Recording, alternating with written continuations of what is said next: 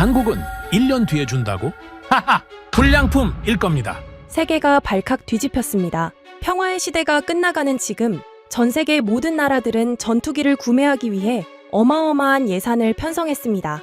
하지만 딱 하나 큰 문제가 있었죠. 폭발하는 수요만큼 공급이 따라가질 못한 겁니다. 미국은 최소 4년 대기, 유럽은 5년 이상. 마음이 급해진 나라들은 불안감에 어쩔 줄 몰라 하고 있었습니다. 러시아, 중국 등 강대국들의 압박이 점점 거세지고 있기 때문이죠. 하지만 바로 그때 내년부터 공급을 시작하겠습니다라며 조용히 손을 든 나라가 있었습니다. 바로 대한민국이었죠. 하지만 아무도 한국의 말을 믿지 않았고 심지어 미국은 망신을 주겠다며 한국의 검증팀까지 파견했습니다. 그리고 3일 뒤 모두가 기다리던 보고서가 도착했고 내용을 확인한 미 국방부는 큰 충격에 빠졌습니다.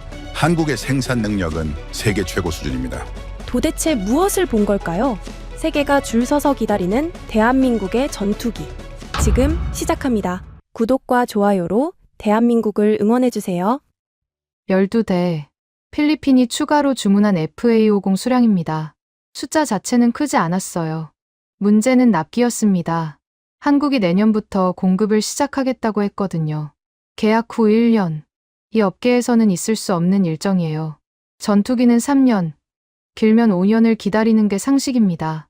저는 조너선 콜드웰, 미 국방부 산하 DCMA 항공사업부문 선임 감독관이에요. 25년간 조달과 납기 감사를 해왔습니다.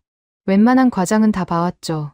그래서 처음엔 한국의 약속을 홍보용 발언 정도로 분류했습니다. 근거 없는 자신감이라고 생각했어요. 보고서를 결제 라인에 올리면서도 마음 한구석이 불편했습니다. 뭔가 걸리는 게 있었거든요. 한국이 허풍을 치는 거라면 왜 필리핀 측도 술렁이는 걸까? 그쪽에서 어떻게 1년이 가능하냐는 반응이 함께 올라왔습니다. 단순한 의심이 아니었어요. 놀라움에 가까웠죠. 의심이라면 냉소적인 톤이 섞여야 정상입니다. 그런데 필리핀 측 메시지에는 냉소가 없었어요. 오히려 당혹감이 묻어났습니다. 저는 그 뉘앙스가 신경 쓰였어요. 블레이크 국장에게 보고서가 넘어간 건 그날 오후였습니다. 답신은 빨랐어요. 짧은 메모가 붙어 있더군요. 관행상 불가능. 과장 가능성 검토 요망. 예상한 반응이었습니다. 블레이크 국장은 30년 가까이 조달 라인에 있던 사람이에요. 그에게 전투기 납기란 움직이지 않는 상수였죠. 3년에서 5년. 그게 진리였습니다. 저도 그 진리 안에서 25년을 보낸 사람이에요. 블레이크 국장의 판단이 틀렸다고 말할 근거가 제게는 없었습니다. 솔직히 말하면 한국을 후발 생산국으로 분류하고 있었어요. 기술은 있을지 몰라도 체계는 검증되지 않았다고 봤죠. 1년 만에 12대를 넘긴다? 말이 안 됐습니다. 미국 F-16도 최소 4년은 기다려야 하거든요. 유럽 전투기는 5년 이상이 기본이고요. 한국이 그 관행을 깬다? 저는 믿지 않았습니다. 그런데 블레이크 국장의 메모를 보는 순간 이상하게 반감이 올라왔어요. 과장 가능성 검토. 그 말이 너무 쉽게 느껴졌습니다. 확인도 안 하고 결론부터 내리는 건 감사관의 태도가 아니었어요. 저는 25년간 숫자와 일정을 추적해 온 사람입니다. 선입견으로 덮는 건 제 방식이 아니었죠. 불편함이 점점 커졌습니다. 다음 날 아침, 덩컨이 제 자리로 왔어요. 리스크 평가 책임자입니다. 표정이 좋지 않더군요. 콜드웰. 이건 문서로 정리해. 현장까지 갈 필요 없어. 근거가 부족합니다. 확인 없이 결론을 내리면 나중에 문제가 됩니다. 문제가 되면 내가 책임지는 거야. 괜히 한국 편 드는 것처럼 보이면 곤란해. 한국 편을 드는 게 아닙니다.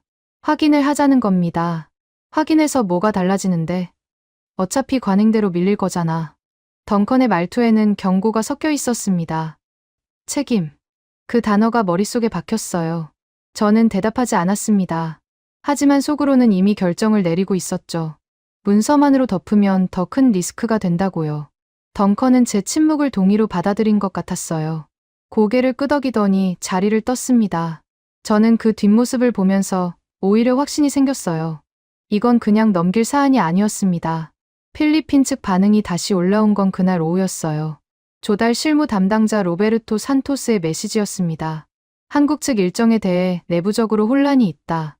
1년이 가능한 건지 확인이 필요하다. 놀람을 넘어서 불안에 가까운 톤이었어요. 저는 그 메시지를 읽으면서 생각했습니다. 필리핀은 이 일정을 믿고 뭔가를 계획하고 있는 거다. 훈련 일정이든 전력 배치든 예산이든 한국의 약속이 어긋나면 그쪽도 흔들리는 거였어요. 저는 그제야 이 사안이 단순한 숫자, 문제가 아니라는 걸 깨달았습니다. 한국이 약속을 지키면 관행이 흔들려요. 3년에서 5년이라는 업계의 상식이 무너지는 겁니다. 반대로 한국이 실패하면 그건 그것대로 문제가 되죠. 필리핀은 일정을 믿고 계획을 세웠을 테니까요. 어느 쪽이든 파장이 컸습니다. 이건 누군가 제대로 확인해야 하는 사안이었어요. 저는 그 누군가가 제가 되어야 한다고 판단했습니다. 한국 측에서 연락이 온 건 예상보다 빨랐어요. 대외협력 책임자 이정숙이라는 사람이었습니다. 메시지는 짧았어요. 일정에 대한 의문이 있으시다면 현장에서 확인하실 수 있습니다. 협의 채널을 열겠습니다. 방어적인 톤이 아니었습니다. 오히려 정면으로 받아치는 느낌이었죠. 숨기는 게 있다면 이렇게 나오지 않아요. 검증을 피하거나 시간을 끌거나 조건을 달거나 그런 게 일반적인 반응입니다. 그런데 한국 측은 문을 활짝 열어버렸어요. 저는 그 메시지를 여러 번 읽었습니다. 자신감인지 허세인지 구분이 안 됐거든요. 하지만 한 가지는 분명했어요. 한국 측은 검증을 피하지 않고 있었습니다. 그게 저를 움직이게 만들었죠. 확인하지 않으면 평생 찜찜할 것 같았어요.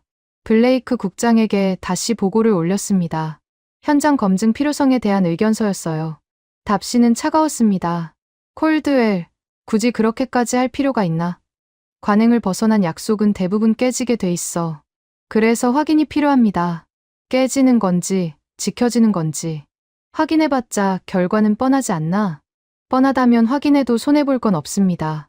자네가 책임질 수 있어? 제가 확인하지 않으면 누가 책임집니까? 블레이크 국장은 잠시 침묵했습니다.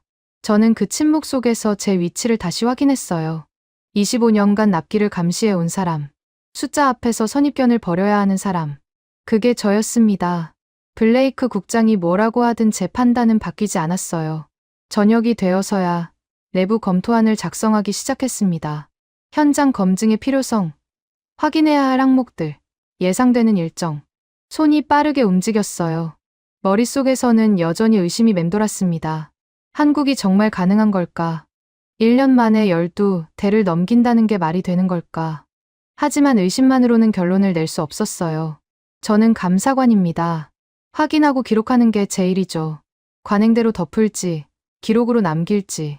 그 선택의 갈림길에 서 있었습니다. 덩컨은 덮으라고 했어요. 블레이크 국장도 같은 생각이었죠.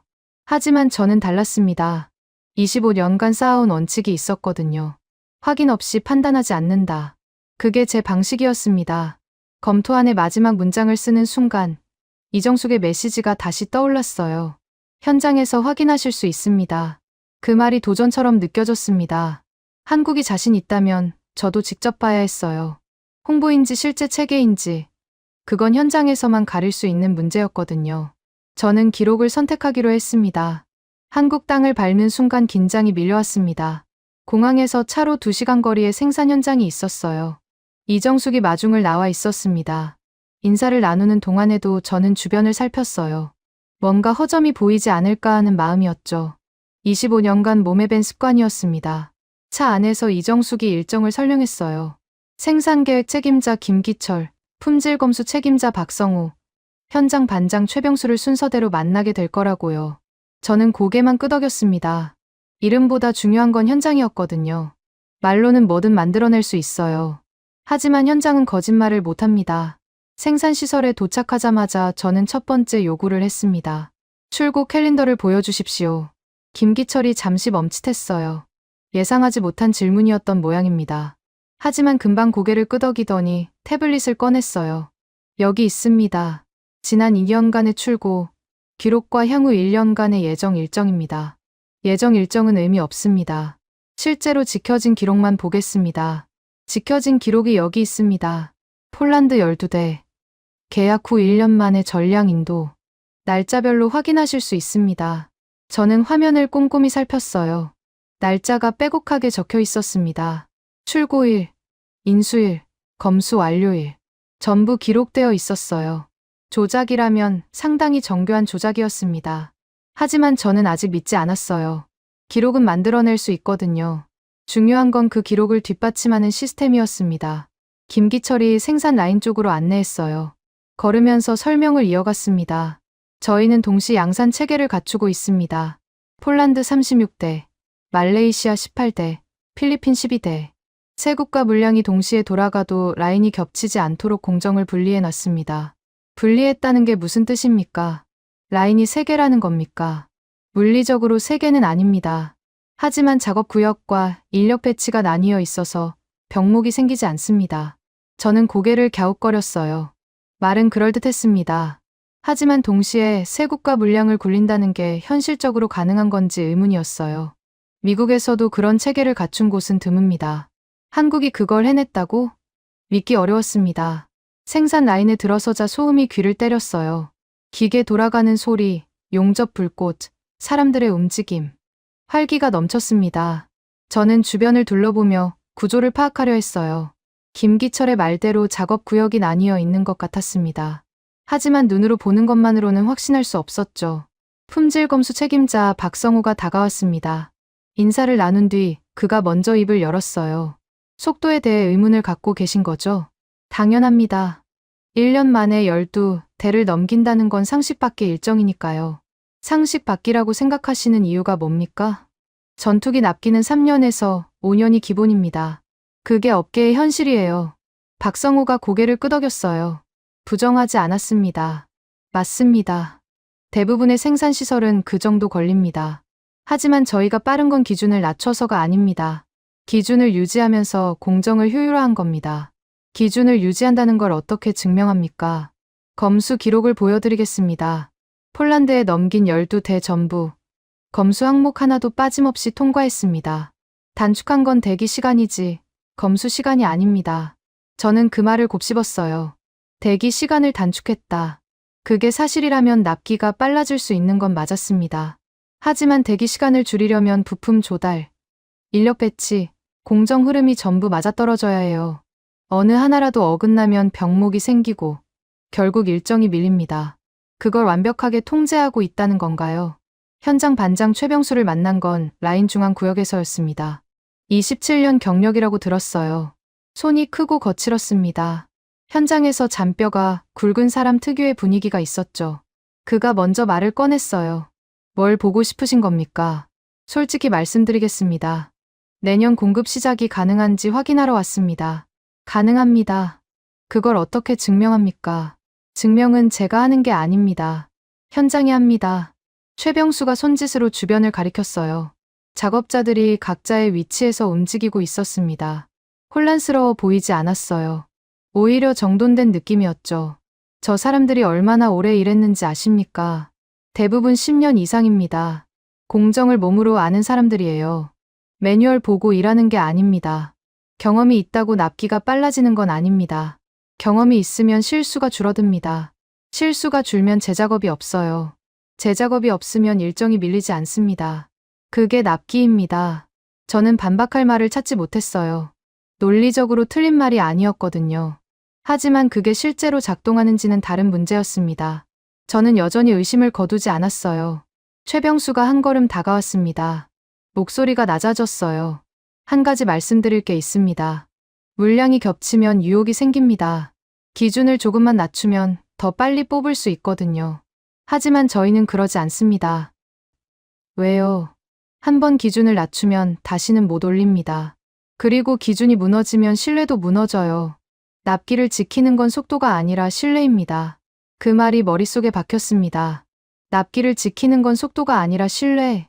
저는 25년간 납기를 감시해왔지만 그렇게 정리한 적은 없었어요. 대부분의 생산시설은 빨리 뽑는 데만 집중했거든요. 기준은 나중 문제였습니다. 그래서 품질 문제가 터지고 일정이 밀리고 결국 신뢰가 무너졌죠. 저는 확장 구역 쪽으로 걸어갔습니다. 김기철이 따라왔어요. 새로 늘린 작업 공간이 눈에 들어왔습니다. 장비들이 정렬되어 있었고 작업자들이 배치되어 있었어요. 빈 공간이 아니었습니다. 실제로 가동 중인 라인이었죠. 이게 확장 구역입니까? 네, 작년에 완공했습니다. 이 구역 덕분에 동시 양산이 가능해졌습니다. 저는 메모를 꺼내 적기 시작했어요. 구역 배치, 장비 종류, 인력 규모. 확인해야 할 게 많았습니다. 하지만 한 가지는 분명했어요. 라인이 확장됐다는 말이 허풍이 아니었습니다. 눈앞에 증거가 있었거든요. 이정숙이 다가와 제 질의 목록을 확인했어요. 추가로 확인하실 사항이 있으시면 정리해 주십시오. 다음 검증 단계에서 자료를 준비해 두겠습니다. 검수 기록 전체와 부품 조달 일정표를 요청합니다. 그리고 인력 배치 현황도요. 준비하겠습니다. 저는 고개를 끄덕이며 현장을 다시 둘러봤습니다. 처음 들어왔을 때와는 다른 느낌이었어요. 경계심은 여전했지만 혼란이 섞여 있었습니다. 예상했던 것과 다른 모습이 보였거든요. 허술함을 찾으러 왔는데 오히려 체계가 보였습니다. 빠름을 의심하러 왔는데 기준을 지키는 방식이 보였어요. 차에 타면서 생각했습니다.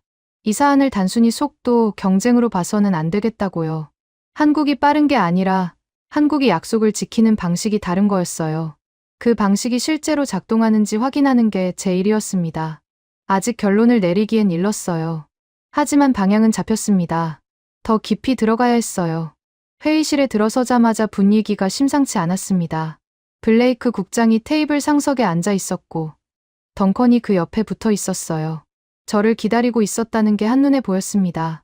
자리에 앉자마자 블레이크 국장이 입을 열었어요.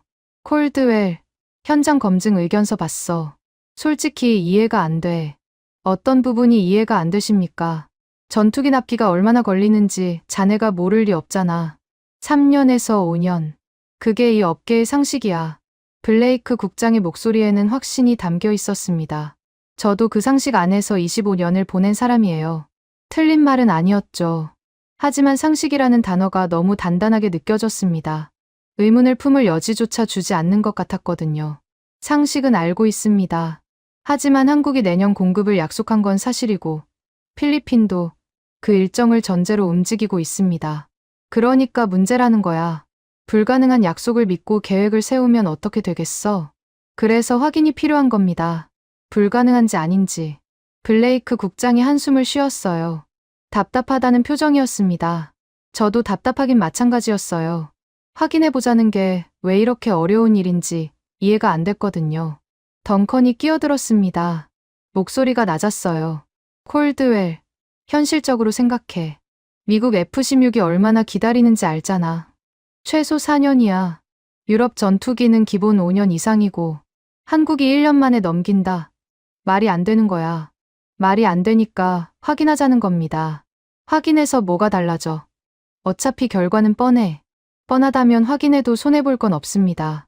덩컨의 눈이 좁아졌어요. 제 말투가 거슬렸던 모양입니다. 하지만 저는 물러설 생각이 없었어요. 25년간 납기를 감시해 온 사람으로서 확인 없이 결론을 내리는 건 용납할 수 없었거든요. 회의는 평행선을 달렸습니다. 블레이크 국장은 관행을 근거로 한국의 일정이 비정상이라고 몰아갔어요. 덩컨은 책임 문제를 들이밀며 제가 한국 편을 드는 것처럼 보일 거라고 경고했죠. 저는 그 압박 속에서 오히려 확신이 생겼습니다. 이렇게까지 막으려 한다는 건 뭔가 찜찜한 게 있다는 뜻이에요. 확인하면 안 되는 이유가 있는 거죠. 회의가 끝나고 자리로 돌아오는데 메시지가 와 있었습니다. 필리핀 조달 실무 담당자 로베르토 산토스였어요. 공식 채널로 보낸 메시지였습니다. 필리핀 국방부 내부적으로 한국 측 일정에 대한 불신 기류가 있음을 알립니다. 1년 만에 12대 인도가 가능한지 납득이 어렵다는 의견이 다수입니다. 귀측의 검토 결과를 공유해 주시기 바랍니다. 공식 입장이었어요. 개인적인 의문이 아니라 필리핀 국방부 차원의 불신이었습니다. 저는 그 메시지를 읽으면서 상황이 생각보다 심각하다는 걸 깨달았어요. 한국의 약속이 틀리면 필리핀은 계획을 처음부터 다시 세워야 합니다. 훈련 일정, 전력 배치, 예산, 전부 흔들리는 거예요. 그 책임은 누가 지는 걸까요? 저는 로베르토에게 답신을 보냈습니다. 검토 중이며 현장 검증을 추진하고 있다고요. 하지만 속으로는 불안했어요. 블레이크 국장과 덩컨이 맡고 있는 상황에서 현장 검증이 승인될지 확신이 없었거든요. 그때 이상한 정보가 눈에 들어왔습니다. 폴란드 관련 자료를 뒤지다가 발견한 거예요. 폴란드가 FA50 첫 번째 물량 12대를 계약 후 1년 만에 전량 인도받았다는 기록이었습니다. 저는 눈을 의심했어요. 1년 만에 전량 인도. 그게 가능한 거였나요? 자료를 더 찾아봤습니다. 사실이었어요. 폴란드는 2022년에 계약하고 2023년에 12대를 전부 받았습니다. 1년 만에요. 저는 그제야 한국의 자신감이 어디서 나오는지 이해가 됐어요. 허풍이 아니었던 겁니다. 이미 한번 해본 일이었어요. 그런데 왜 이 사례가 회의에서 언급되지 않았을까요? 블레이크 국장도, 덩컨도 이 기록을 모를 리 없었습니다. 알면서 무시한 거예요. 관행에 맞지 않으니까요. 3년에서 5년이라는 상식에 어긋나니까 없는 일처럼 취급한 거였습니다. 저는 화가 났어요. 이건 선입견이 아니라 의도적인 무시였거든요. 블레이크 국장에게 다시 연락을 넣었습니다. 폴란드 사례를 근거로 현장 검증 필요성을 다시 주장했어요. 답시는 짧았습니다. 폴란드는 예외적인 케이스야. 일반화할 수 없어. 예외. 그 단어가 머릿속에 박혔습니다. 폴란드도 예외, 필리핀도 예외가 될 거라는 건가요? 그럼 언제까지 예외로 처리할 건지 묻고 싶었어요. 하지만 그런 질문은 통하지 않을 게 뻔했습니다. 블레이크 국장에게 관행은 진리였거든요. 저녁이 되어서 이정숙에게서 메시지가 왔습니다.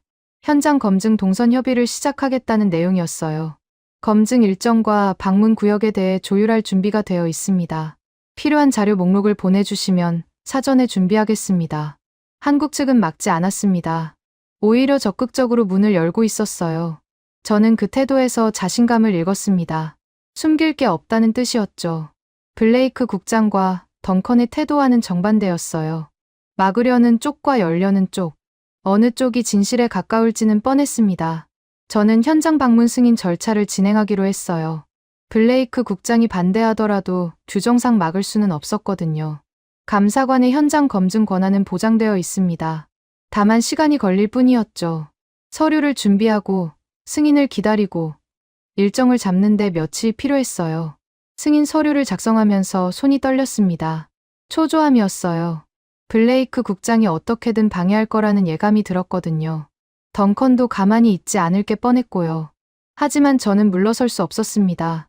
폴란드 사례를 확인한 순간부터 이건 단순한 호기심이 아니었어요. 진실을 밝혀야 하는 일이 됐거든요. 서류의 마지막 칸에 서명을 하면서 생각했습니다. 관행이 상식이 되면 의문은 사라집니다. 의문이 사라지면 진실도 묻혀요. 저는 25년간 그런 일을 수없이 봐왔습니다. 그리고 그때마다 후회했죠. 확인했어야 했는데 그냥 넘어갔다고요. 이번에는 그러고 싶지 않았어요. 로베르토에게 다시 메시지를 보냈습니다. 현장 검증을 추진 중이며 결과가 나오면 공유하겠다고요. 답시는 짧았어요. 기다리겠습니다. 다만 시간이 많지 않습니다. 시간이 많지 않다. 그 말이 머릿속에 맴돌았습니다. 필리핀은 한국의 약속을 믿고 계획을 세우고 있었어요. 그 계획이 흔들리면 피해는 고스란히 필리핀 몫이 됩니다. 저는 그 책임의 무게를 느꼈어요.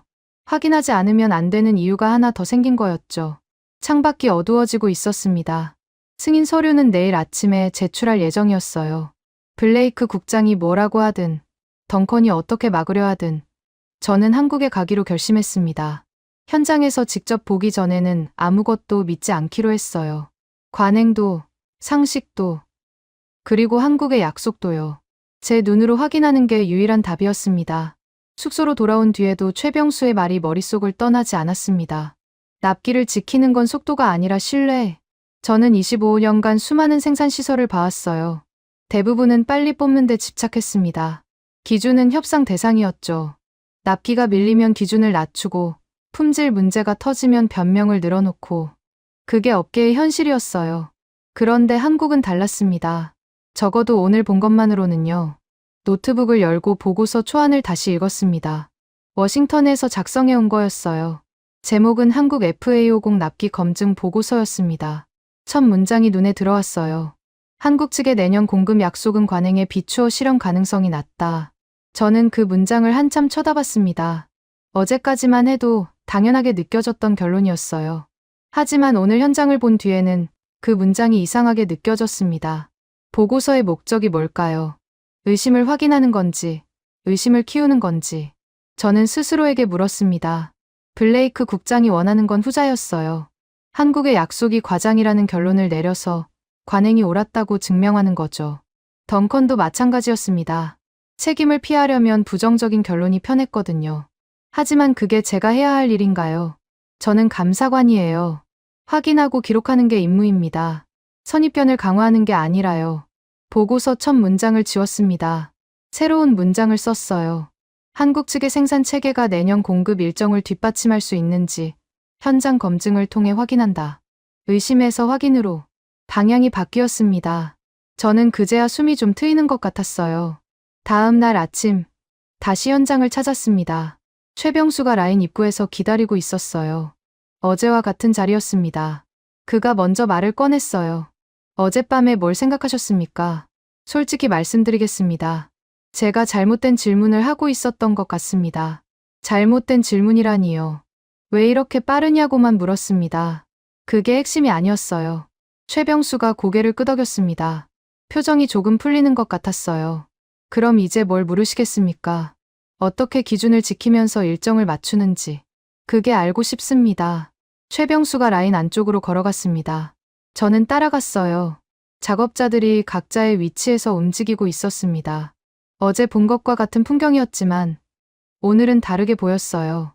속도가 아니라 흐름이 눈에 들어왔거든요. 저 사람들 보이십니까? 한 사람이 빠지면 어떻게 될 것 같습니까? 대체 인력을 투입하겠죠. 대체 인력이 바로 적응할 수 있을까요? 시간이 걸리겠죠. 그 시간이 납기를 밀어냅니다. 그래서 저희는 대체 인력에 의존하지 않습니다. 기존 인력이 버틸 수 있도록 공정을 설계해 놨어요. 저는 그 말을 곱씹었습니다. 인력이 버틸 수 있도록 공정을 설계한다. 미국에서는 반대였어요. 공정에 맞춰 인력을 갈아 넣었죠. 사람이 지치면 교체하고, 교체하면 적응 기간이 필요하고, 그 기간만큼 일정이 밀렸습니다. 악순환이었어요. 한국은 그 악순환을 끄는 거였습니다. 품질 검수 구역으로 이동했습니다. 박성호가 서류 뭉치를 들고 기다리고 있었어요. 어제 요청하신 검수 기록입니다. 폴란드에 인도한 12대 전부 포함되어 있습니다. 기준 완화 사례가 있습니까? 없습니다. 한 건도요? 한 건도요. 기준 완화 요청이 들어온 적은 있습니다. 하지만 전부 거절했어요. 저는 서류를 넘기며 확인했습니다. 검수 항목마다 날짜와 서명이 있었어요. 빠진 게 없었습니다. 조작이라면 상당히 치밀한 조작이었죠. 하지만 조작이라고 보기엔 양이 너무 많았어요. 이걸 전부 꾸미려면 엄청난 노력이 필요했을 겁니다. 차라리 실제로 지키는 게 더 쉬웠을 거예요. 기준을 낮추면 어떻게 됩니까? 단기적으로는 빨라집니다. 하지만 장기적으로는 느려져요. 왜요? 기준을 낮추면 품질 문제가 생깁니다. 품질 문제가 생기면 재작업이 필요해요. 재작업은 새로 만드는 것보다 시간이 더 걸립니다. 결국 일정이 밀리죠. 박성호의 설명은 논리적이었습니다. 저도 그 논리를 알고 있었어요. 하지만 실제로 지키는 곳은 드물었습니다. 눈앞의 납기 압박이 너무 강하거든요. 당장 빨리 뽑아야 하는데 장기적인 리스크를 생각할 여유가 없어요. 그래서 기준을 낮추고 나중에 대가를 치르죠. 한국은 그 유혹을 버틴 거였습니다. 수소로 돌아와서 워싱턴에 중간 보고를 올렸습니다. 현장 검증 진행 상황과 초기 소견을 정리한 거였어요. 블레이크 국장에게 직접 갔습니다. 답시는 빨랐어요. 콜드웰, 지금 뭘 하고 있는 거야? 검증하러 간 거 아니었나? 검증하고 있습니다. 그런데 왜 보고서 톤이 바뀌어 있어? 처음에는 의심 검증이었잖아. 현장을 보니까 의심만으로는 결론을 낼 수 없었습니다. 확인 가능한 기록으로 정리하려고 합니다. 그게 무슨 소리야. 관행에 맞지 않는 건 의심하는 게 당연하잖아. 저는 숨을 골랐어요. 블레이크 국장이 원하는 건 확인이 아니었습니다. 부정이었죠. 한국의 약속을 깎아내려서 관행이 옳았다고 증명하는 거예요. 하지만 저는 그럴 수 없었습니다. 현장에서 본 건 관행과 달랐거든요. 덩컨에게서도 메시지가 왔습니다. 콜드웰, 너무 깊이 들어가는 거 아니야? 적당히 정리하고 돌아와. 적당히 정리하면 나중에 문제가 됩니다. 문제는 내가 책임지는 거야. 지금 방향대로 가면 한국 편 드는 것처럼 보여. 한국 편을 드는 게 아닙니다. 사실을 기록하는 겁니다. 사실이 뭔데? 관행에 맞지 않으면 의심하는 게 사실 아니야? 저는 답신을 보내지 않았습니다. 덩컨과 논쟁해봤자 소용없었거든요. 그에게 사실은 편의의 문제였어요. 책임을 피하는데 유리한 게 사실이 되는 거죠. 저는 그런 방식으로 25년을 버틴 게 아니었습니다. 저녁에 최병수에게서 연락이 왔어요. 내일 현장 기준 유지 규칙을 다시 확인해 주겠다는 내용이었습니다. 물량이 겹칠 때 어떻게 버티는지 직접 보여드리겠습니다. 말로 설명하는 것보다 보시는 게 빠를 겁니다. 저는 그 메시지를 읽으면서 생각했어요. 한국 측은 계속 문을 열고 있었습니다. 숨기는 게 있다면 이렇게 하지 않아요. 검증을 피하거나 자료를 제한하거나 시간을 끌거나 그런 게 보통이죠. 그런데 한국은 오히려 더 보여주려 했습니다. 그게 자신감인지 계산인지는 아직 모르겠어요. 하지만 숨기는 쪽보다는 신뢰가 갔습니다. 보고서를 다시 열었습니다. 목적란을 수정했어요. 한국 측 생산 체계의 실행 가능성을 확인 가능한 기록으로 정리한다. 의심을 키우는 게 아니라 기록으로 남기는 거였습니다. 블레이크 국장이 뭐라고 하든, 덩컨이 어떻게 압박하든, 이게 제가 해야 할 일이었어요. 마지막으로 확장 라인 실물 검증 요청서를 작성했습니다. 내일 라인 전체 흐름을 직접 확인할 예정이었어요. 동시 양산이 실제로 어떻게 돌아가는지, 물량이 겹칠 때 기준이 흔들리지 않는지, 그걸 눈으로 봐야 했습니다. 기록만으로는 부족했거든요. 현장을 직접 보지 않으면 확신할 수 없었어요. 요청서를 보내고 나서 창밖을 봤습니다. 어두웠어요. 워싱턴과의 시차 때문에 블레이크 국장은 아직 사무실에 있을 거였습니다. 아마 제 보고서를 보고 화를 내고 있겠죠. 덩컨도 마찬가지일 거예요. 하지만 저는 물러설 생각이 없었습니다. 책임을 피하면 더 큰 리스크가 된다는 걸 알았거든요. 확인하지 않고 덮으면 나중에 한국이 약속을 지켰을 때 저는 변명할 말이 없어지는 거였습니다. 그건 제 방식이 아니었어요. 확장 라인 검증은 아침 일찍 시작됐습니다. 김기철이 직접 안내를 맡았어요. 어제까지는 부분만 봤습니다. 오늘은 전체 흐름을 보여주겠다고 했죠. 저는 긴장한 채로 따라갔어요. 25년간 수많은 생산시설을 봐왔지만 동시 양산 체계를 제대로 갖춘 곳은 손에 꼽았거든요.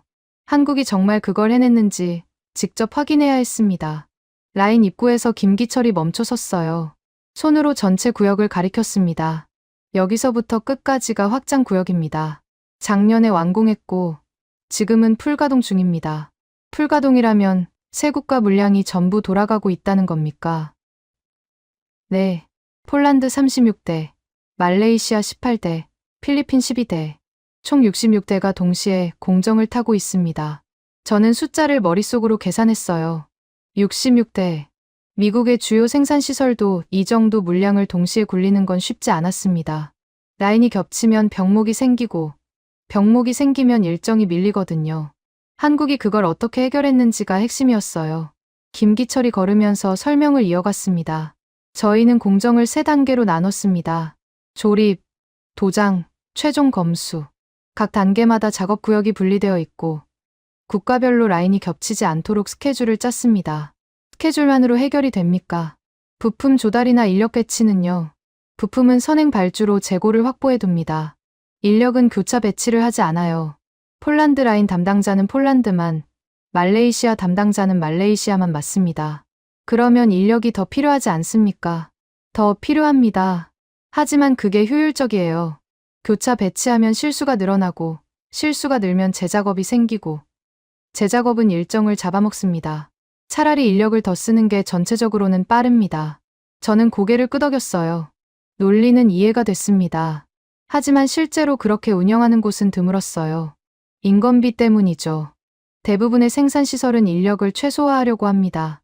교차 배치를 하고 한 사람이 여러 라인을 담당하게 하죠. 단기적으로는 비용이 줄어요. 하지만 장기적으로는 실수가 늘고 품질이 떨어집니다. 한국은 그 유혹을 버린 거였어요. 조립구역에 들어섰습니다. 기체 3대가 나란히 놓여 있었어요. 각각 다른 표시가 붙어 있었습니다. 폴란드, 말레이시아, 필리핀. 김기철의 말대로 국가별로 분리되어 있었죠. 저 3대가 동시에 조립 중입니다. 하지만 작업자는 겹치지 않아요. 각자 담당 기체만 맡습니다. 저는 작업자들을 살폈어요. 집중해서 일하고 있었습니다. 서로 간섭하는 모습이 없었어요. 혼란도 없었고요. 정돈된 흐름이었습니다. 저는 그제야 동시 양산이라는 말이 허풍이 아니라는 걸 눈으로 확인했어요. 최병수가 다가왔습니다. 표정이 진지했어요. 여기서 한 가지 보여드릴 게 있습니다. 따라오시죠. 최병수가 라인 한쪽 구석으로 걸어갔어요. 작은 회의 공간이 있었습니다. 화이트보드에 뭔가 적혀 있었죠. 이게 뭡니까? 기준 완화 요청 목록입니다. 물량이 겹치면 이런 요청이 들어옵니다. 이 부품 검수를 생략하자, 저 공정을 단축하자. 그런 식이에요. 그걸 여기 적어두는 겁니까? 네, 적어두고 회의를 합니다. 왜 이 요청이 들어왔는지, 수용하면 어떤 리스크가 있는지, 거절하면 어떤 대안이 있는지 전부 기록으로 남깁니다. 저는 화이트보드를 자세히 봤어요. 날짜별로 요청 내용이 정리되어 있었습니다. 그리고 옆에 결과가 적혀 있었죠. 대부분 거절이었어요. 수용된 건 한 건도 없었습니다. 전부 거절입니까? 네. 기준 완화는 한 번 시작하면 멈출 수 없습니다. 이번만 예외로 하자. 다음에도 예외로 하자. 그러다가 예외가 기준이 돼요. 그래서 저희는 처음부터 선을 긋습니다. 최병수의 목소리에는 단호함이 있었어요. 저는 그 단호함이 어디서 나오는지 알 것 같았습니다. 27년 동안 현장을 지켜온 사람의 확신이었죠. 말이 아니라 경험에서 나온 원칙이었어요. 압박이 심할 텐데 어떻게 버팁니까? 버티는 게 아닙니다. 증명하는 겁니다. 기준을 지키면 결과가 따라옵니다. 폴란드 12대를 1년 만에 전량 인도했어요. 품질 문제 하나 없이요. 그게 증거입니다. 저는 할 말이 없었습니다. 폴란드 사례는 이미 확인한 거였어요. 계약 후 1년 만에 12대 전량 인도. 업계 관행을 완전히 깬 기록이었죠. 그 기록이 여기서 나온 거였습니다. 기준을 낮추지 않고 압박을 버티고 결과로 증명한 거예요. 검수 구역으로 이동했습니다. 박성호가 서류를 들고 기다리고 있었어요. 검수 흐름을 설명드리겠습니다. 저희는 출고 속도와 검수 품질을 분리하지 않습니다. 둘은 하나예요. 무슨 뜻입니까? 빠른 출고만 보면 안 됩니다. 검수가 어떻게 붙어 있는지를 봐야 해요. 저희는 조립이 끝나면 바로 검수에 들어갑니다. 대기 시간이 없어요. 그래서 전체 일정이 빨라지는 겁니다. 대기 시간이 없다는 게 가능합니까? 검수 인력이 부족하면 어떻게 합니까? 검수 인력도 라인별로 배치되어 있습니다. 폴란드 담당 검수원, 말레이시아 담당 검수원, 필리핀 담당 검수원. 겹치지 않아요. 저는 다시 한번 감탄했어요. 모든 게 분리되어 있었습니다. 조립도, 검수도, 인력도 겹치지 않도록 설계되어 있었죠. 그래서 물량이 늘어나도 병목이 생기지 않는 거였어요. 단순한 아이디어가 아니었습니다. 치밀한 설계였죠. 숙소로 돌아오는 길에 메시지가 왔습니다. 필리핀 로베르토였어요. 한국 측 검증이 진행 중이라고 들었습니다. 하지만 내부적으로는 여전히 의심이 강합니다. 1년 만에 12대가 가능하다는 걸 납득하기 어렵습니다. 저는 그 메시지를 읽으면서 생각했어요. 로베르토는 현장을 보지 않았습니다. 저도 사흘 전까지는 같은 생각이었어요. 관행에 맞지 않으니까 불가능하다고 봤죠. 하지만 현장을 보니까 달랐습니다. 불가능이 아니라 이미 돌아가고 있었어요. 문제는 그걸 어떻게 전달하느냐였습니다. 로베르토에게 답신을 보냈어요. 현장 검증 결과를 정리 중입니다. 완료되면 공유하겠습니다. 다만 한 가지 말씀드리자면 저도 처음에는 의심했습니다. 하지만 직접 보니까 관행과 다른 방식이 있더군요. 저녁에 보고서를 다시 열었습니다. 증거 목록을 재구성해야 했어요. 지금까지는 숫자 중심이었습니다. 출고 기록, 검수 기록, 일정표. 하지만 그것만으로는 부족했어요. 보이는 장면이 필요했습니다. 동시 양산이 실제로 돌아가는 모습, 기준 완화 요청이 거절되는 과정, 분리된 라인이 겹치지 않고 흘러가는 흐름. 그걸 기록해야 했죠. 보고서의 핵심 질문을 바꿨습니다. 얼마나 빨리, 에서 얼마나 흔들리지 않게, 요요. 속도는 결과였어요. 원인은 기준 유지였습니다. 기준을 지키면서 공정을 효율화하고 인력을 분리하고 대기 시간을 없앴기 때문에 빠른 거였죠. 그 구조를 이해하지 못하면 한국의 납기는 그냥 예외처럼 보일 거예요. 하지만 구조를 이해하면 달라집니다. 예외가 아니라 체계가 되는 거죠. 이정숙에게서 메시지가 왔습니다. 내일 인수 및 검증 자료 제출 순서를 조율하겠습니다. 필요하신 자료 목록을 정리해 주시면 사전에 준비해 두겠습니다. 저는 목록을 정리해서 보냈어요. 부품 조달 일정표, 인력 배치 현황, 공정별 소요 시간, 기준 완화 요청 미처리 기록, 전부 필요한 거였습니다. 블레이크 국장이 뭐라고 하든 증거를 갖춰야 했어요. 증거 없이 결론을 내면 나중에 뒤집힐 수 있거든요. 저는 그런 실수를 하고 싶지 않았습니다. 창밖이 어두워지고 있었어요. 내일이면 마지막 검증이 남아 있었습니다. 월 생산 능력의 근거를 확인하는 거였죠. 한국이 월 최대 2대 이상을 생산할 수 있다는 게 사실인지, 그 구조가 어떻게 유지되는지, 그걸 확인하면 보고서를 마무리할 수 있었어요. 저는 노트북을 닫고 눈을 감았습니다. 내일을 위해 쉬어야 했거든요. 마지막 검증 날이 밝았습니다. 오늘은 월 생산 능력의 근거를 확인할 예정이었어요.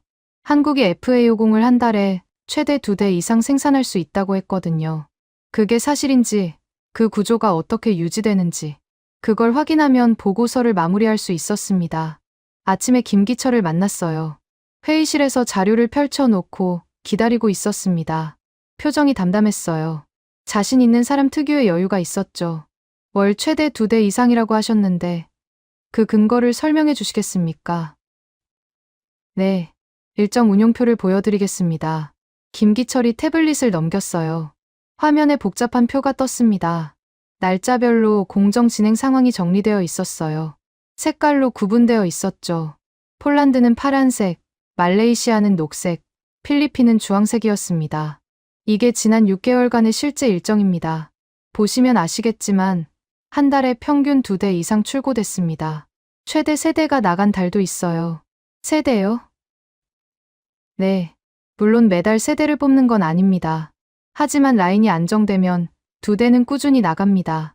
저는 표를 꼼꼼히 살폈어요. 날짜마다 출고 기록이 있었습니다. 빈칸이 거의 없었어요. 일정이 밀린 흔적도 보이지 않았죠. 저는 25년간 이런 표를 수없이 봐왔습니다. 대부분은 빈칸이 많았어요. 일정이 밀리고, 재작업이 생기고, 출고가 지연되는 게 일반적이었거든요. 한국의 표는 달랐습니다. 이 일정이 어떻게 가능한 겁니까? 다른 곳에서는 밀리는 게 보통인데요. 2가지입니다. 첫째, 부품 선행 발주. 둘째, 공정 분리. 김기철이 다른 화면을 열었어요. 부품 조달 일정표였습니다. 저희는 조립 시작 3개월 전에 부품을 전부 확보합니다. 조립 단계에서 부품을 기다리는 일이 없어요. 그게 대기 시간을 없애는 핵심입니다. 3개월 전에 전부요? 재고 비용이 상당하겠는데요. 상당합니다. 하지만 일정이 밀리는 비용보다는 쌉니다. 납기를 못 지키면 위약금이 나가고 신뢰가 깎이고 다음 계약에 영향을 줍니다. 재고 비용은 그에 비하면 작은 거예요. 저는 그 논리를 곱씹었어요. 단기 비용과 장기 비용의 균형이었습니다. 대부분의 생산시설은 단기 비용을 줄이려고 해요. 재고를 최소화하고 부품이 필요할 때 발주하죠. 그러면 대기 시간이 생기고 일정이 밀립니다. 한국은 그 함정을 피한 거였어요. 단기 비용을 감수하고 장기 효율을 선택한 거죠. 박성호가 회의실에 들어왔습니다. 서류 뭉치를 들고 있었어요. 검수 단계 고정 원칙을 정리한 체크리스트입니다. 요청하신 대로 준비했습니다. 고맙습니다. 한 가지 질문이 있습니다. 출고 속도가 빨라지면 검수가 부실해지지 않습니까? 그게 일반적인 우려죠. 하지만 저희는 다릅니다. 검수 시간은 고정입니다. 줄이지 않아요. 그러면 출고가 느려지지 않습니까? 느려지지 않습니다. 검수 시간이 아니라 대기 시간을 줄인 거거든요. 박성호가 체크리스트를 펼쳤어요. 항목별로 소요 시간이 적혀 있었습니다. 전부 고정값이었어요. 줄이거나 늘린 흔적이 없었습니다. 이 시간은 협상 대상이 아닙니다. 누가 뭐라고 해도 바꾸지 않아요. 물량이 밀려도, 납기가 촉박해도, 검수 시간을 줄이면 품질이 흔들리고, 품질이 흔들리면 신뢰가 무너집니다. 저는 체크리스트를 한 장씩 넘겼어요. 꼼꼼했습니다. 빠진 항목이 없었어요. 저는 25년간 이런 체크리스트를 수없이 봐왔습니다. 대부분은 형식적이었어요. 시간이 없으면 생략하고, 압박이 심하면 취소하고, 그런 게 현실이었거든요. 한국의 체크리스트는 달랐습니다. 실제로 지켜지고 있다는 게 느껴졌어요. 최병수가 회의실 문을 열고 들어왔습니다. 표정이 진지했어요. 마지막으로 한 가지 말씀드리겠습니다. 뭡니까? 가장 위험한 순간이 언제인지 아십니까? 납기가 촉박할 때 아닙니까? 아닙니다. 물량이 겹칠 때입니다. 최병수가 의자에 앉았어요. 목소리가 낮아졌습니다. 지금 저희는 세 국가 물량을 동시에 굴리고 있습니다. 폴란드, 말레이시아, 필리핀. 이럴 때 유혹이 생겨요. 이쪽 라인 인력을 저쪽으로 돌리면 더 빨리 뽑을 수 있지 않을까. 이 공정을 생략하면 일정을 앞당길 수 있지 않을까. 그런 유혹이요. 그 유혹을 어떻게 버팁니까? 기준으로 버팁니다. 기준이 흔들리면 전체가 무너져요.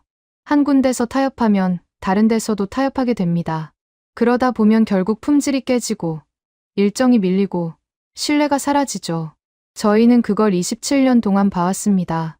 저는 최병수의 말을 들으면서 생각했어요. 27년. 그 세월 동안 현장을 지켜온 사람의 말이었습니다. 책에서 배운 게 아니라 경험으로 깨달은 원칙이었죠. 저도 25년간 납기를 감시해왔지만 그렇게 명확하게 정리한 적은 없었어요. 최병수는 현장에서 답을 찾은 거였습니다. 회의가 끝나고 숙소로 돌아왔어요. 보고서를 다시 열었습니다. 핵심 문장을 바꿔야 했어요. 지금까지는 한국의 납기가 관행에 맞는지를 기준으로 썼습니다. 하지만 그건 틀린 접근이었어요. 관행이 기준이 아니었거든요. 기준은 체계였습니다. 새로운 문장을 썼어요. 전투기 납기는 통상 3년에서 5년이 소요된다. 그러나 한국은 생산 라인 확장, 부품 선행, 발주, 공정분리를 통해 월 최대 2대 이상의 생산 능력을 유지하고 있다. 이는 관행의 예외가 아니라 체계의 차이다. 저는 그 문장을 여러 번 읽었어요. 이게 핵심이었습니다. 한국이 빠른 게 아니라 한국이 다른 방식으로 운영하는 거였죠. 관행에 기대면 3년에서 5년이 걸려요. 하지만 체계를 갖추면 1년도 가능했습니다. 폴란드가 그 증거였고 필리핀이 다음 증거가 될 거였어요. 블레이크 국장에게 보낼 보고서를 정리했습니다. 증거 목록을 확정해야 했어요. 수치, 사례, 현장 확인. 3가지로 나눴습니다. 수치는 명확했어요. 월 최대 2대 이상 생산, 부품 선행 발주 3개월, 검수 시간 고정. 전부 기록으로 확인된 거였습니다. 사례도 있었어요. 폴란드 12대 전량 인도. 계약 후 1년 만에 완료. 품질 문제 없음. 이미 검증된 기록이었죠. 현장 확인은 제가 직접 한 거였습니다. 동시 양산 라인 가동 상황, 기준 완화 요청 거절 기록, 공정 분리 및 인력 배치 현황. 눈으로 보고 기록한 내용이었어요. 이정숙에게서 메시지가 왔습니다. 필리핀 로베르토 담당관과 폴란드 안나 담당관 연결을 조율했습니다. 내일 화상 회의로 검증 결과를 공유하실 수 있습니다. 저는 고개를 끄덕였어요. 다음 단계였습니다. 제가 본 걸 로베르토와 안나에게 전달해야 했어요. 그들이 납득해야 최종 결론이 나올 수 있었거든요. 특히 로베르토는 아직 의심을 거두지 않고 있었습니다. 직접 현장을 보지 않았으니까요. 저녁이 되어서 창밖을 봤습니다. 한국에서의 마지막 밤이었어요. 내일 화상 회의를 마치고 워싱턴으로 돌아갈 예정이었습니다. 블레이크 국장이 뭐라고 할지 뻔했어요. 덩컨도 마찬가지였죠. 하지만 저는 준비가 되어 있었습니다. 증거가 있었거든요. 선입견이 아니라 기록으로 말할 수 있었어요. 보고서의 마지막 문장을 썼습니다. 관행은 3년에서 5년을 상식으로 여긴다. 그러나 상식은 바뀔 수 있다. 한국은 체계로 그걸 증명하고 있다. 저는 그 문장을 읽으면서 생각했어요.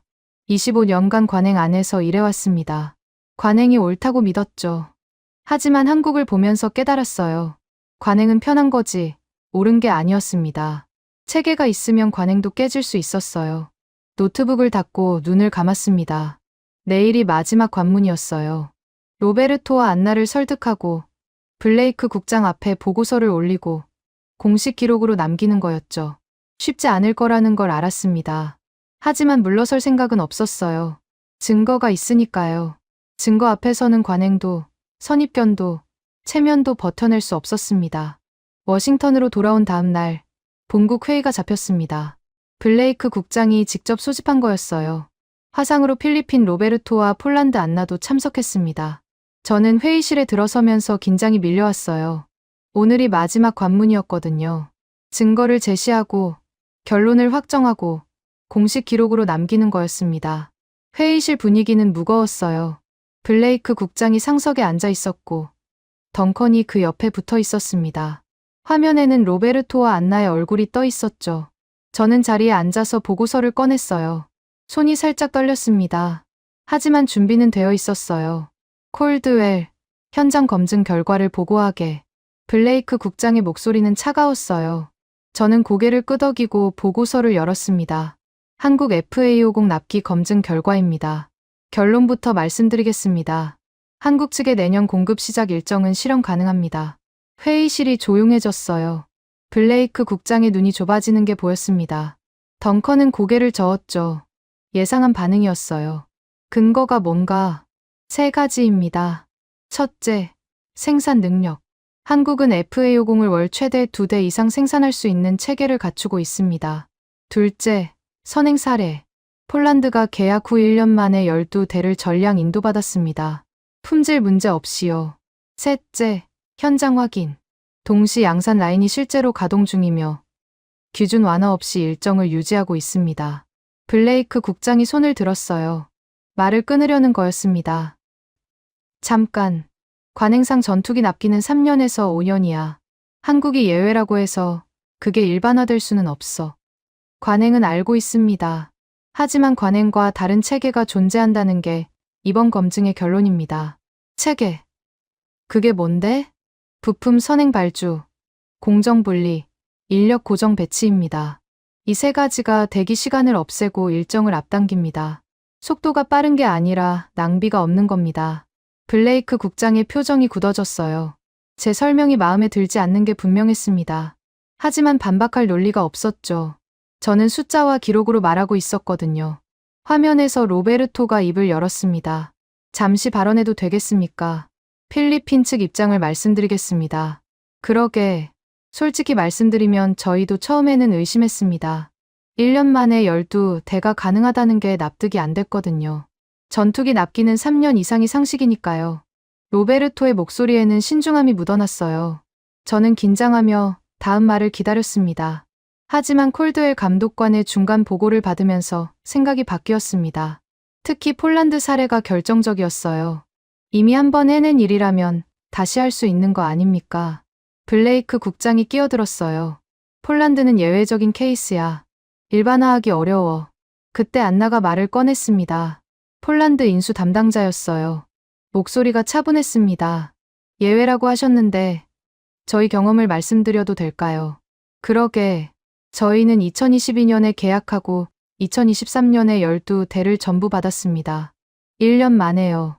처음에는 저희도 믿지 않았습니다. 유럽 전투기는 5년 이상 기다리는 게 보통이거든요. 한국이 1년 만에 넘긴다고 했을 때 농담인 줄 알았어요. 그런데 실제로 받았습니다. 일정대로요. 품질 문제도 없었고 지연도 없었습니다. 저희 공군이 직접 검수했어요.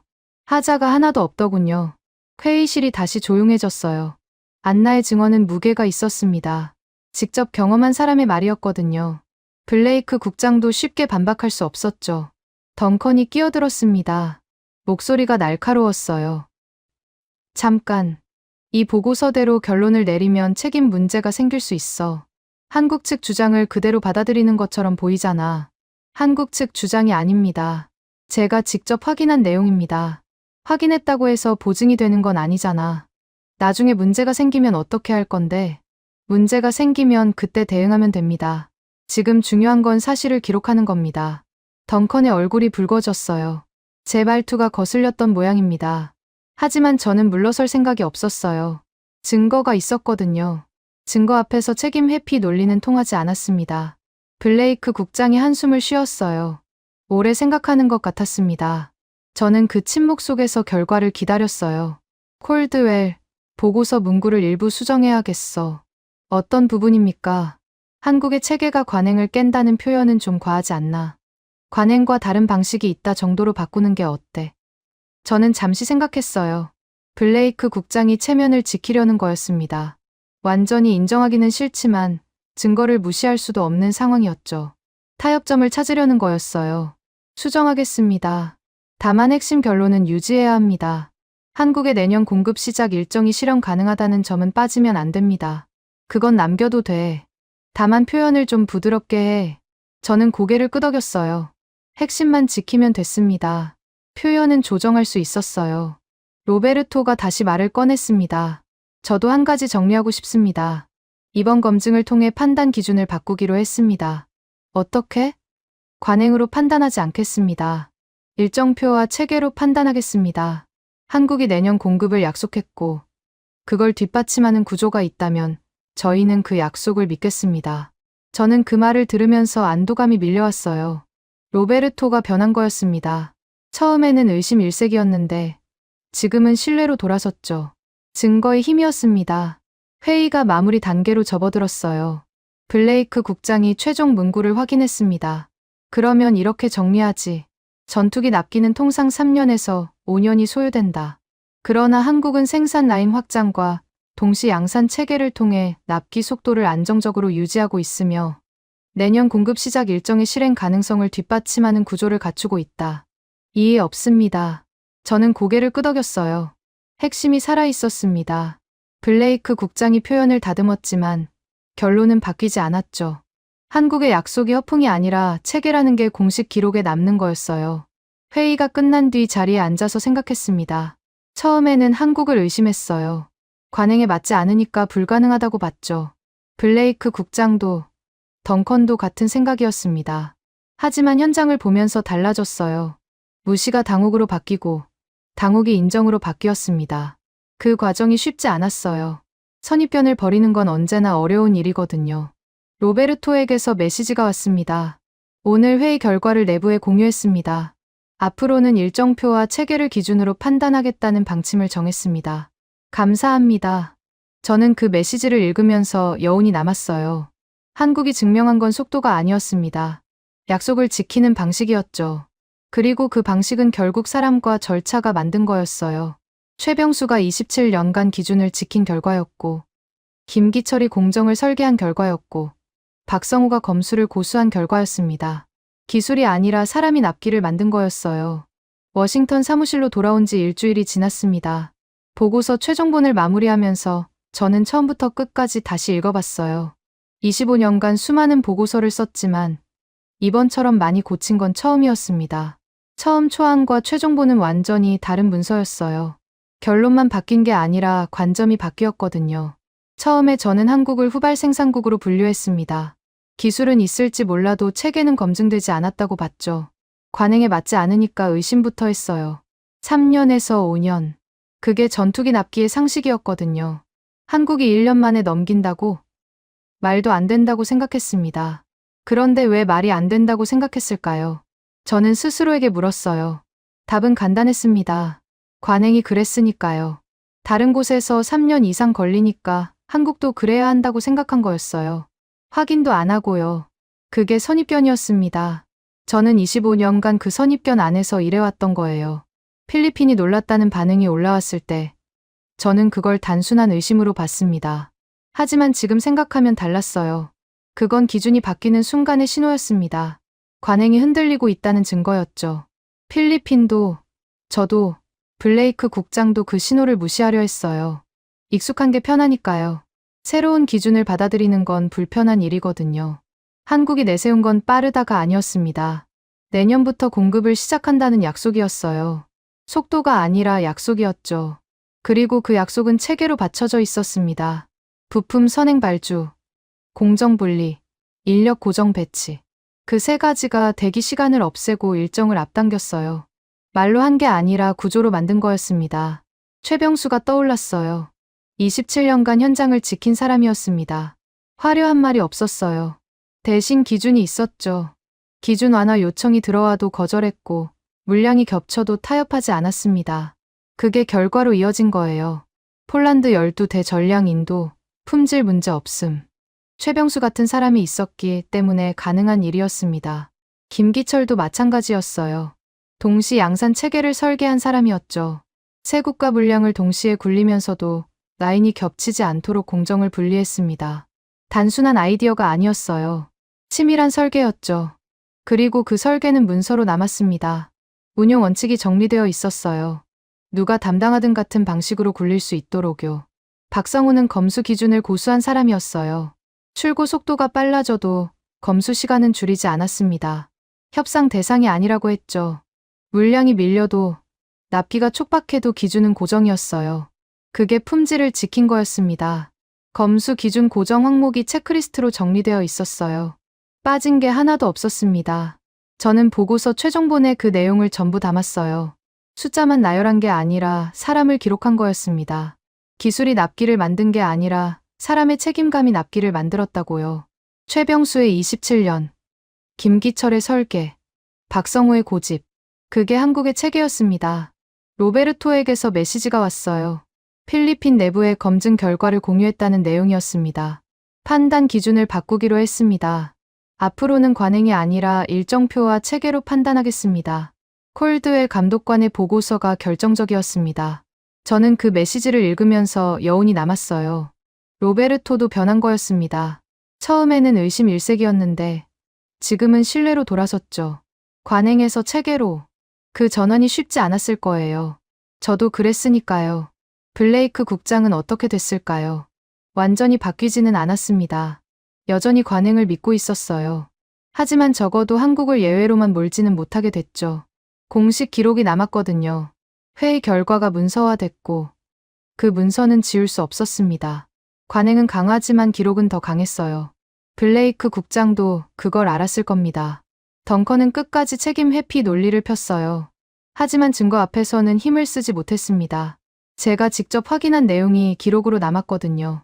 나중에 문제가 생기면 그때 대응하면 됐어요. 지금 중요한 건 사실을 남기는 거였습니다. 덩컨은 그걸 이해하지 못했죠. 아니, 이해하고 싶지 않았던 거였어요.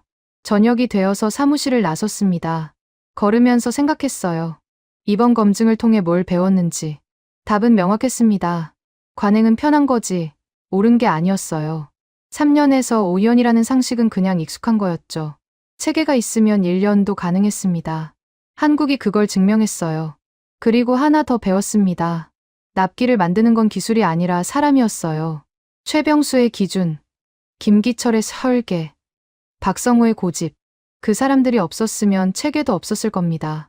기술은 도구일 뿐이에요. 도구를 쓰는 건 사람이죠. 책임감 있는 사람이 도구를 쓰면 결과가 따라옵니다. 집에 도착해서 창밖을 봤어요. 워싱턴의 밤이었습니다. 한국에서 보낸 며칠이 떠올랐어요. 생산 라인의 소음, 최병수의 단호한 목소리, 박성호의 체크리스트. 그 장면들이 선명하게 남아 있었습니다. 저는 그 장면들을 평생 잊지 못할 것 같았어요. 보고서는 공식 기록으로 남았습니다. 한국의 내년 공급 시작 일정이 실현 가능하다는 결론이요.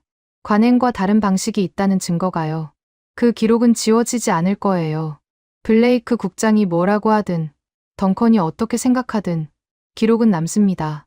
그게 제가 할 수 있는 일이었어요. 마지막으로 한 가지 생각이 들었습니다.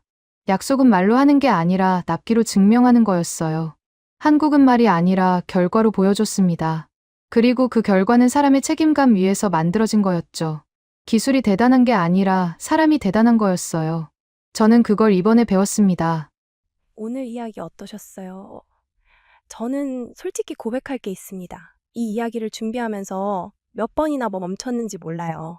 특히 최병수 반장이 했던 말 있잖아요. 기준이 흔들리면 전체가 무너진다. 27년 동안 현장을 지킨 사람의 말이었어요. 화려한 수식이 없었습니다. 그냥 담담하게 한 말이었는데 저는 그 문장 앞에서 한참을 앉아 있었어요. 그리고 폴란드 담당자 안나가 증언하는 장면 있잖아요. 저희도 처음엔 농담인 줄 알았습니다. 그런데 실제로 받았다고요. 1년 만에 12대를. 품질 문제 하나 없이. 그 말을 듣는 순간 블레이크 국장도 덩컨도 아무 말을 못했잖아요. 기록 앞에서는 관행도 체면도 버텨낼 수 없었던 거예요. 저는 그 장면에서 목이 메었습니다. 선생님들, 저는 젊은 사람입니다. 솔직히 말씀드릴게요. 저는 그 시절을 모릅니다. 아무것도 없던 나라에서 뭔가를 만들어내야 했던 그 시간을요. 선생님들이 겪으신 일들을 저는 책으로만 읽었어요. 영상으로만 봤습니다.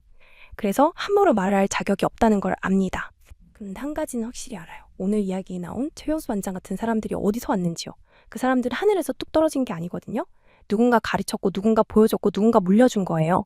그 누군가가 바로 선생님들 세대 아니겠습니까? 선생님들 기억나세요? 독일 탄광 갱도 안에서 석탄가루 마시며 일하셨던 분들. 중동 사막에서 50도 넘는 열기 속에 파이프 용접하셨던 분들, 구로공단 좁은 작업장에서 하루 14시간씩 재봉틀 돌리셨던 분들, 손가락이 부르트고 허리가 휘고 눈이 침침해져도 멈추지 않으셨던 분들이요. 그분들이 번 돈이 어디로 갔겠어요? 자식 등록금 됐고 공장기계 됐고 이 나라의 기반이 됐습니다. 선생님들이 흘린 땀방울 하나하나가 지금 한국을 만든 거예요. FA50이 1년 만에 12대를 뽑아낼 수 있는 건 어느 날 갑자기 생긴 능력이 아니거든요. 선생님들이 닦아놓은 길 위에서 가능해진 거예요. 혹시 이런 생각하시는 분 계세요? 나는 늙었다. 이제 한 게 없다. 이런 생각하시면 안 됩니다. 절대로요. 선생님 얼굴에 있는 주름 보세요. 그게 뭔지 아세요? 세월이 새긴 훈장이에요. 선생님 손에 있는 굳은 살 보세요. 그게 뭔지 아세요? 이 나라를 만든 증거예요. 거칠어진 손, 굽어진 허리, 침침해진 눈, 전부 다 선생님들이 얼마나 열심히 사셨는지 보여주는 증표랍니다. 선생님들은 영웅이에요. 진짜 영웅이요. 신문에 이름이 나고 상을 받아야 영웅이 아니거든요.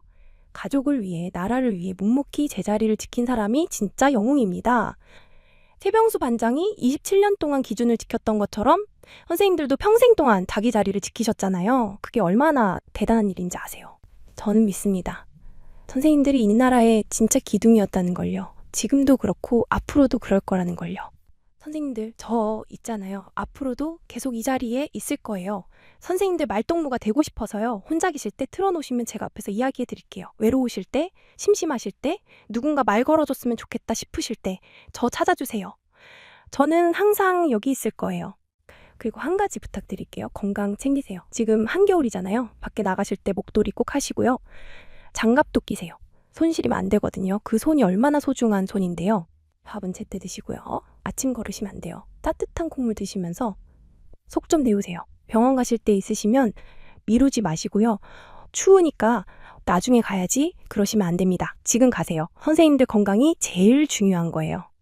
선생님들 오늘 이야기에서 제 콜드웰이 마지막에 뭐라고 했는지 기억나세요? 약속은 말로 하는 게 아니라 납기로 증명하는 거다. 선생님들도 마찬가지예요. 선생님들 삶이 증명이에요. 말이 아니라 결과로 보여주신 거잖아요. 지금 대한민국이 그 증거예요. 오늘 밤 거울 한번 보세요. 그리고 거울 속에 있는 분한테 이렇게 말해주세요.